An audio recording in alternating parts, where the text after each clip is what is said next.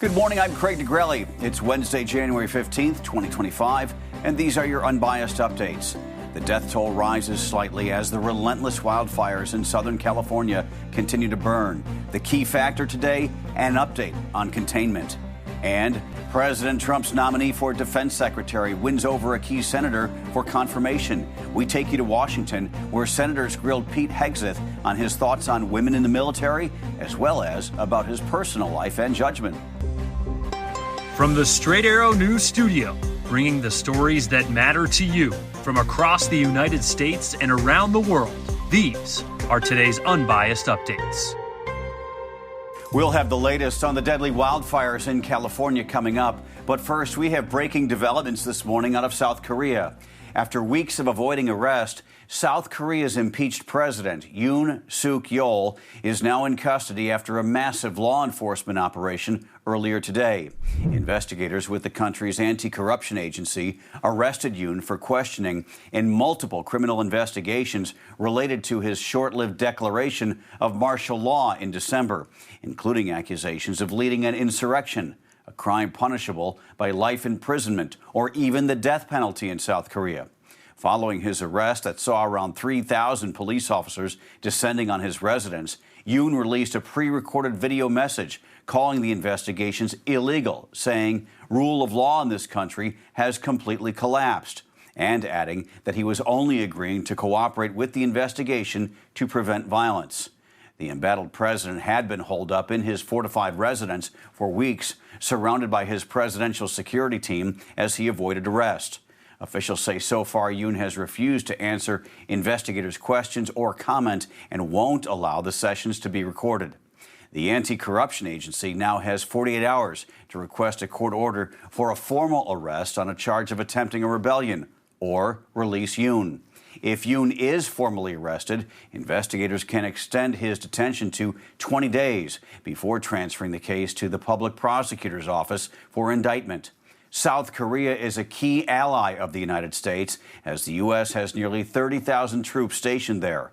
In addition, President Joe Biden hosted Yoon for a state visit in Washington back in April of 2023. Back here in the U.S., the National Weather Service is warning the Los Angeles area is not out of the woods yet. Even though winds were not as strong as expected yesterday, they are forecast to pick up today with a dangerous situation warning in effect from 3 a.m. to 3 p.m. local time for parts of Los Angeles and Ventura counties. Evacuation orders are in place for 88,000 Los Angeles residents. About 90,000 others are in evacuation warning zones, which means they might need to leave at a moment's notice. A total of 6 million people are under what is called a critical fire threat. This as the death toll from the fires has risen to 25. The Eaton and Palisades fires, which have now been burning for a full week, are the most destructive and second most destructive wildfires in Southern California history, respectively. The Palisades fire remains the largest, scorching nearly 24,000 acres of land. It is only 18% contained. But that does mark a small improvement from yesterday's 14%. You see all these flames. The Eaton fire spans about 14,000 acres and is now 35% contained. And the Auto fire in Ventura County has grown slightly from 56 to 60 acres. That fire is 47% contained this morning, according to CAL FIRE's latest update. CNN is reporting this morning there are a total of 5 fires currently burning in the region, with winds forecast to hit 70 miles an hour later today and overnight. In Washington, Senate confirmation hearings continue today for President-elect Donald Trump's cabinet picks. The proceedings kicked off Tuesday with Trump's nominee for Defense Secretary Pete Hegseth's 4-hour hearing in front of the Senate Armed Services Committee. Our political reporter Ray Bogan has a recap from Washington. The Committee on Armed Services. Defense Secretary nominee Pete Hegseth appeared before the Senate Armed Services Committee Wednesday, where he was grilled about his past behavior and qualifications. Hegseth acknowledged mistakes he's made, which, according to accounts, include infidelity and excessive drinking. I'm not a perfect person, as has been acknowledged. Saved by the grace of God, by Jesus and Jenny. He also said many of the accusations against him, which include sexual assault and financial mismanagement, are false smears. All they were out to do, Mr. Chairman, was to destroy me. And why do they want to destroy me? Because I'm a change agent and a threat to them because Donald Trump was willing to choose me, to empower me, to bring the Defense Department back to what it really should be, which is warfighting. The hearing got extremely personal when Senator Tim Kaine brought up an incident that took place in 2017 in California. A woman accused him of raping her at a hotel during a work event. He said the encounter was consensual. He was never charged by police, but signed a non-disclosure agreement. I am shocked that you would stand here and say you're completely cleared. Can you so casually cheat on a second wife and cheat on the mother of a child that had been born 2 months before, and you tell us you are completely cleared? How is that a complete clear? Senator, the child's name is Gwendolyn Hope Hegseth, and she's a child of God, and she's 7 years old. Republicans came to Hegseth's defense and painted him as a good man who's been redeemed. How many senators have showed up drunk to vote at night? Have any of you guys asked them to step down and resign from their job? And don't tell me you haven't seen it, because I know you have. And then how many senators do you know have got a divorce before cheating on their wives? Did you ask them to step down? Democrats went back on the attack about his qualifications and about his previous statements regarding women in combat. Everything you've said in these public statements is politics. I don't want women. I don't want moms. What's wrong with a mom, by the way? Once you have babies, you therefore are no longer able to be lethal. I mean, you're basically saying women, after they have children, can't ever serve in the military in a combat role. It's a silly thing to say. That was also an important issue for Republican Senator Joni Ernst, who's a veteran. As Secretary of Defense, will you support women continuing to have the opportunity to serve in combat roles? Yes, women will have access to ground combat roles, given the standards remain high. After the hearing, multiple Republicans came out to share their support for Hegseth. They expressed confidence that he'll be confirmed. Our Ray Bogan reporting. Late last night, Republican Joni Ernst told Fox News she will vote to confirm Hegseth. She had been on the fence going into the hearing, and many Democrats had hoped she would hold out and vote no. Her support for Hegseth could put him over the top. The hearings continue today for several other nominees, including Trump's picks for Attorney General Pam Bondi, Secretary of State Marco Rubio, and CIA Director John Ratcliffe. Elon Musk, one of the heads of President-elect Donald Trump's newly created Department of Government Efficiency, is facing a new lawsuit over his social media company X. The suit comes from the SEC.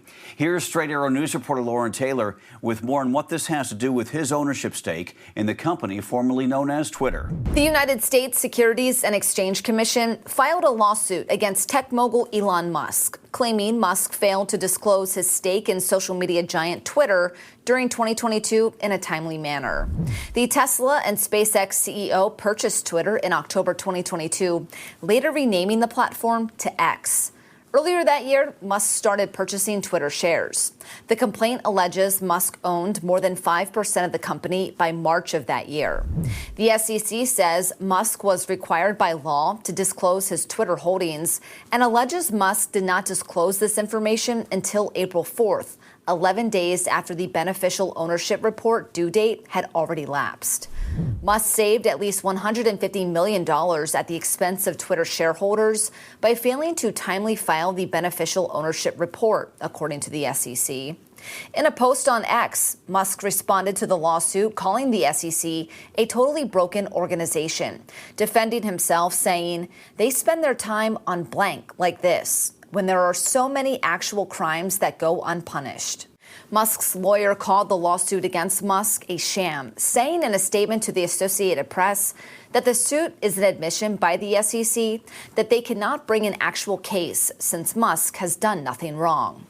Meanwhile, current SEC Chair Gary Gensler, who has been serving in his role since 2021, plans to step down from his position on January 20th when President-elect Trump takes office. It's unlikely that the new administration will pursue the lawsuit against Musk, given that Musk has been appointed to lead Trump's Department of Government Efficiency during his second term in office. Lauren Taylor reporting. As we mentioned, since Donald Trump appointed Musk to co-lead the Department of Government Efficiency during his second term, it is unlikely the incoming Trump administration will pursue this lawsuit. The Consumer Financial Protection Bureau is suing Capital One, saying the bank misled consumers about its offerings for high-interest savings accounts and cheated customers out of more than $2 billion in interest payments as a result. The lawsuit, filed on Tuesday, focuses on Capital One's promises and handling of its 360 savings accounts. The Bureau says despite promoting 360 Savings as an account that provides one of the nation's highest interest rates, Capital One froze its rate at a low level for at least several years, even as interest rates nationally rose. The CFPB says at the same time, Capital One created 360 Performance Savings, which saw a much higher rate growth, but did not notify 360 Savings account holders about this new offering and instead, quote, worked to keep them in the dark, end quote. The lawsuit alleges the company marketed the products similarly to obscure their distinction and banned employees from proactively telling those with 360 Savings accounts about the 360 Performance Savings. The Consumer Financial Protection Bureau is seeking to impose civil penalties on Capital One and provide financial relief to those impacted. With the wildfires in California affecting so many people and uprooting people's lives, entertainers are coming together to hold benefit concerts to support the victims. Ringo Starr is taking the famous song lyric, "I get by with a little help from my friends," very seriously. The former Beatles drummer is holding a two-night concert this week in Nashville, featuring guest performances from Jack White, Sheryl Crow, and the couple Warren Treaty. Funds from the concert will be directed to the American Red Cross. The concert will air as a special on CBS later this year. Meantime, Live Nation is gearing up for its benefit concert titled Fire Aid to be held on January 30th. Sources tell TMZ the response from musicians has been so overwhelming that the event will likely be held in two different venues, the Intuit Dome in Inglewood and the Forum. Live Nation is expected to announce the lineup within days.